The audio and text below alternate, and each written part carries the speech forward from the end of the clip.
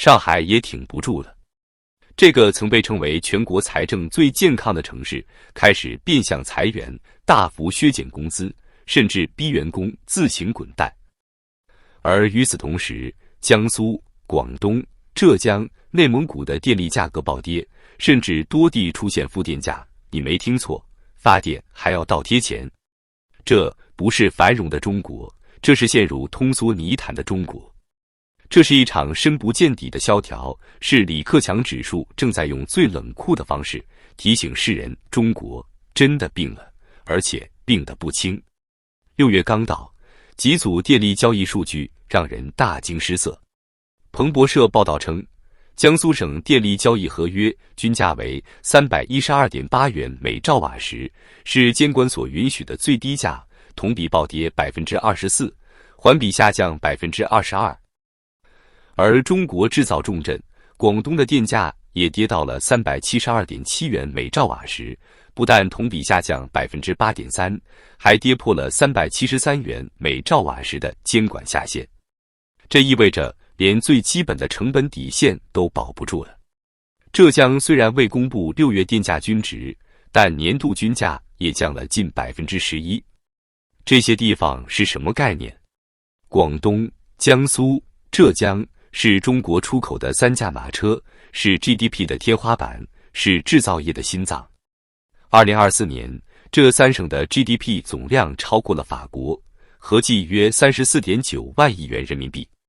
现在他们的电价却一跌再跌，说明什么？说明这些地方不再用电如流水，说明工厂停工，产能过剩，经济活动断崖式收缩。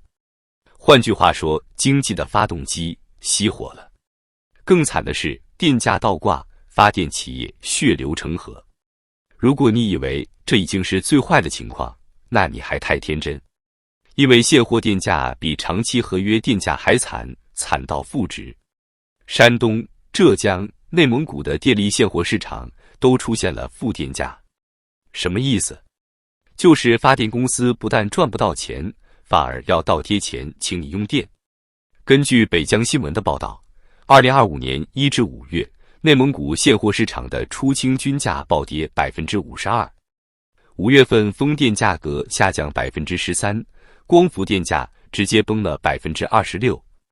这不是局部的问题，而是全国性的结构性危机。电价是李克强指数的重要指标之一。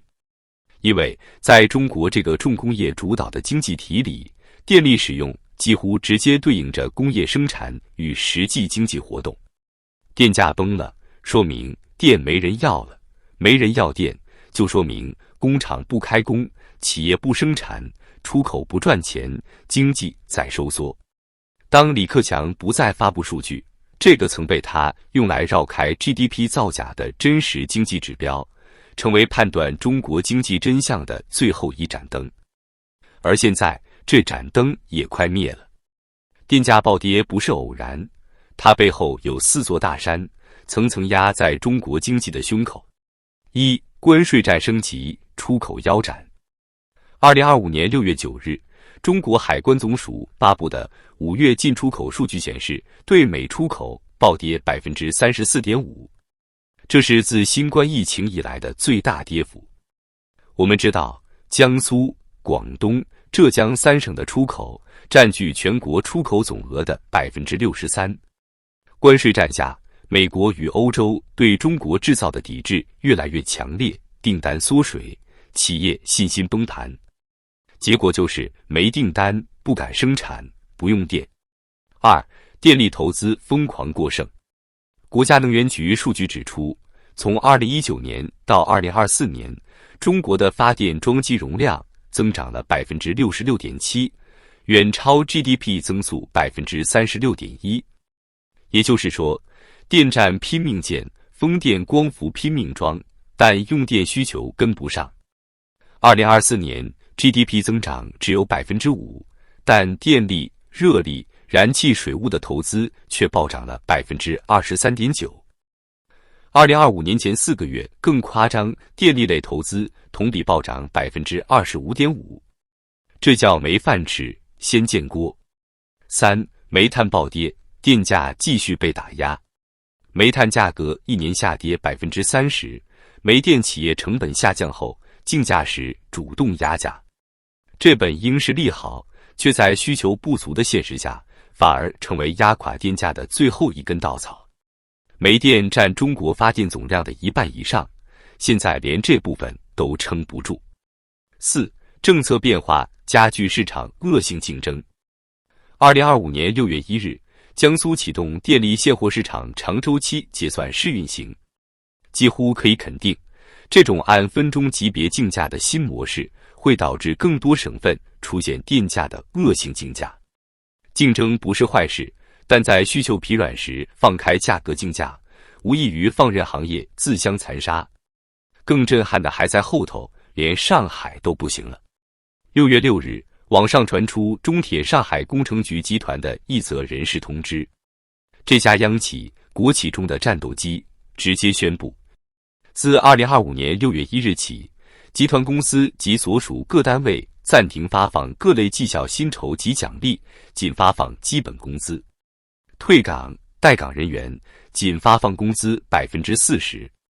这就是变相裁员，没有赔偿，逼你自离。不服，那就通报你。一名在职员工在社交平台痛苦吐槽：中字头还不起房贷了，哪还需要裁员？另一人更是一针见血：中字头已经把停薪、降薪、劝退玩得出神入化了，民企只是学到了皮毛。注意，是上海这个财政收入最强、市政债务风险最低的城市也撑不下去了。如果说地方政府财政是中国经济的最后一道堤坝，那连上海都开始决堤了，其他城市不堪设想。当人们还在纠结中国经济有没有通缩时，一向已经被遗忘多年的李克强指数无声地揭开了中国经济的真实崩塌。你以为最能说明中国经济的是 GDP 增速？错了。早在担任总理时，李克强就曾坦言，中国 GDP 的数据是人造的，只能做参考。他更信什么？铁路货运量、用电量、银行放贷量，这就是李克强指数。如今这3个指标齐刷刷暴跌，李克强指数3大核心指标全面崩盘。第一，铁路货运量雪崩式下跌。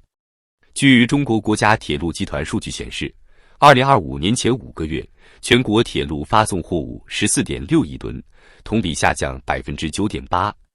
单看5月，铁路货运同比下降超过 12%。这意味着什么？一个国家的铁路货运量是工业与制造业最直接的体温计。当工厂停转、产能闲置、没有订单时，最先凉下来的就是铁路货运。2023年还是满载而归，2025年就成了铁轨空档。大批煤炭、钢材、原材料躺在仓库里无处运送，不是因为铁路不通，而是企业根本不再拉货。第二，用电量增速停滞。据国家能源局6月初公布数据，2025年前5个月，全国全社会用电量累计 4.13 万亿千瓦时，同比增长仅 2.1%， 增速创近10年最低。其中，工业用电仅增长 1.3%， 而在东南沿海制造业大省，比如广东、浙江、江苏，甚至出现负增长。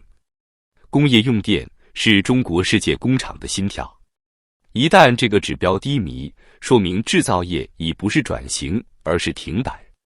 特别是江苏、广东、浙江这3省制造业出口占全国1半以上，电力需求都撑不住了，说明整个出口链条出现塌方。第三，银行放贷量大幅缩水。6月，中国人民银行公布数据，5月人民币新增贷款为5800亿元，远低于市场预期的9500亿元，同比下降超过 25%， 为近16个月新低。M2 货币供应量增速也创下2006年以来的新低，仅为 6.8%。这是什么信号？不是银行没钱，而是企业不敢借，居民不敢贷。房地产崩盘之后，老百姓的最大信仰破灭，企业主在外需萎缩、内需塌陷的双重夹击下，更是不敢扩张。一句话，大家都躺平了，经济的血液流动速度越来越慢，李克强指数的3条动脉几乎全部堵塞。GDP 光鲜背后是破产潮的蔓延。有人质疑，中国不是还保了5%的 GDP 增速吗？为什么你说中国进入大萧条？看看基层，看看实体，看看失业者，你就会明白，那5%背后是多少财政补贴、基建拉胯、数据注水换来的幻想。今年上半年，全国多地爆发小微企业破产潮。据企查查数据显示，2025年前5个月，全国吊销或注销企业数量达271万家，同比增长31.4%。广东、江苏、浙江这3大经济省份注销公司数量都创历史新高。最讽刺的是，政府大力号召地摊经济，鼓励摆摊，却没人能消费；鼓励送外卖，却外卖平台订单同比减少20%；鼓励网约车，可注册司机暴增，而平台乘客数量下降，只能卷司机。2025年的中国，最沉默的不是底层，而是被打断脊梁的中产阶级。他们曾是买房、买车、育儿、教育的主力，如今房贷压顶，股市大跌，收入腰斩，唯一的选择是减少消费，或者提前退休。社科院数据显示，截至2025年第一季度，全国居民人均可支配收入同比增长仅1.5%，而城镇居民消费支出则同比下降3.2%。可支配收入上涨了，但消费反而减少，这不是经济复苏，这是消费信心的坍塌。谁最先倒下？曾经收入在30至50万之间，手握2套房、1个孩子、父母上健康的城市白领家庭。如今他们不是不努力，而是实在扛不住。孩子教育要花钱，房贷不能断供，父母医疗开支节节攀升。而自己所在的公司刚刚宣布减薪15%。在北京、上海、广州、深圳，越来越多的35岁职场人被迫转行送外卖、开滴滴、做代驾。有人说，中国经济不像崩盘吗？也没有股市暴跌、银行关门。但请不要忘记，1930年大萧条刚开始时，美国的经济数据也没立即失控。而真正的崩盘是从中产的消失、企业的紧缩、消费的冰冻、年轻人的绝望开始。现在的中国正一脚踏进这条路。从上海中铁的停薪、江苏、广东的电价暴跌，到李克强指数3大指标的集体熄火，每一个信号都在表明，这不是衰退，这已经是萧条。2025年的中国不是即将迎来拐点，而是已经在深渊中沉浮。而最可怕的，并不是我们已经看见的，而是还有多少正在被遮盖、被掩饰、被数据化妆所粉饰。